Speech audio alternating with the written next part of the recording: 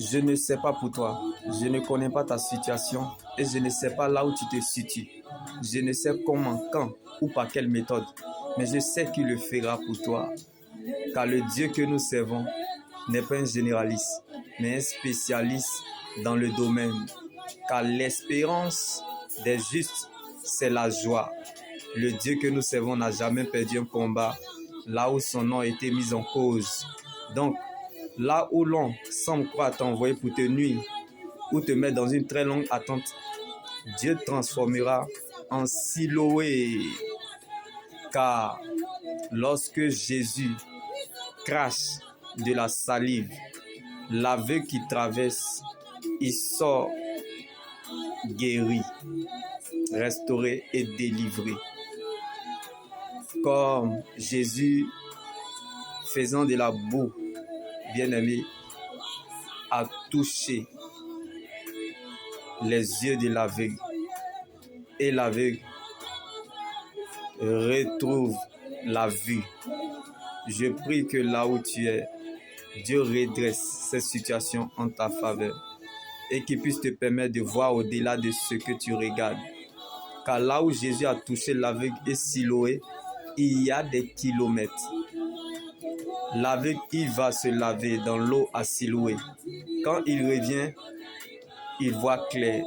J'ai dit à quelqu'un qui se retrouve dans une très longue attente.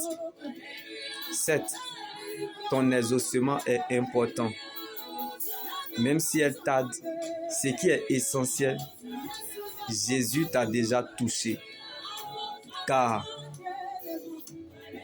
l'aveugle n'a pas reçu sa guérison parce qu'il est arrivé à Siloé. L'aveugle n'a pas reçu sa guérison parce qu'il a vu Siloé. Avec quels yeux même que l'aveugle est allé à Siloé? Question. Je ne connais pas ta situation, mais c'est une question de déclaration. L'aveugle a reçu sa guérison, non pas parce qu'il est allé se laver à Siloé, mais parce qu'il avait été déjà touché par Jésus, n'est pas la Bible, mais la parole de Dieu. Donc, quel que soit le temps que ça prendra, ce qui est essentiel, tu as été déjà exaucé spirituellement par la parole de Dieu. Car bien aimé, la parole de Dieu est la seule prophétie qui ne rate jamais son but. L'aveugle a reçu sa guérison parce qu'il a cru en la parole de Dieu, parce qu'il a été touché par Jésus.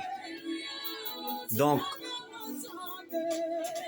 tout comme ta situation, même si je n'ai pas encore eu ce que je cherche, espère ou attends, même si je ne suis pas encore arrivé à Siloé, le plus important, Jésus m'a déjà touché par sa parole. Je ne sais pas si l'espérance en la parole de Dieu fait vivre, mais moi, elle m'empêche de mourir. Si ta parole, Jésus, ne faisait pas ma joie, ou ne faisait pas la joie de l'aveugle de naissance, dans son malheur, il serait déjà mort sur la route de la vie éternelle. Je peux tomber, trébucher, même les yeux fermés. Mais à cause de la parole de Dieu, je continuerai toujours à avancer vers la direction du ciel, car c'est là ma finalité.